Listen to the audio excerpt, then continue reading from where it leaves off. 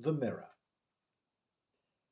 It was a nice mirror, one of those jolly adjustable shaving mirrors on a copper stand, with the plates for the brush and a little cup with a small spirit lamp underneath to keep the water hot. A wonderful bargain, bought that morning in the Caledonian market for ninepence. Martin examined his purchase carefully for some hidden defect that would account for the absurd price he'd paid, but could find none. The metal stand and the cup were a little tarnished, certainly, but his wife could put that right in a minute. It only wanted a touch of plate powder and a rub to look as good as new. A light step sounded in the tiny hall, and Connie, Martin's pretty young wife, walked into the room and put down a number of parcels. "We are going to have such a nice lunch today, Martin, dear," she announced. "Why, hello. What have you got there, Martin? Oh, you extravagant boy. You don't say Gem Magazine has accepted your story? Never mind, I've sold my picture. That's why we're going to have a nice lunch. Now, tell me all about it." After lunch, Connie took away the mirror and brought it back after performing wonders with rags and plate powder. It looked resplendent. "It's a beautiful thing, Martin," she said, "but the glass is awfully common. Look how it distorts my face and makes me look all miserable and unhappy. The funny thing is, it doesn't distort really, it only changes my expression. I'm glad I shan't have to use it. It doesn't make me look a bit pretty." Martin picked up the mirror and glanced into it. Yes, the glass was certainly of very inferior quality, and as soon as he could afford the expense he would have it replaced. Of course, for ninepence you couldn't expect to have everything perfect.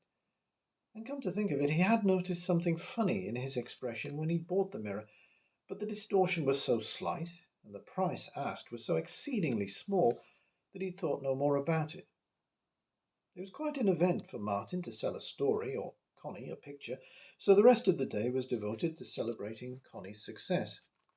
And with 5 guineas in their pockets, they were able to have a thoroughly good time, and returned home that night after a modest little dinner in Soho, tired but happy, and full of plans for the morrow.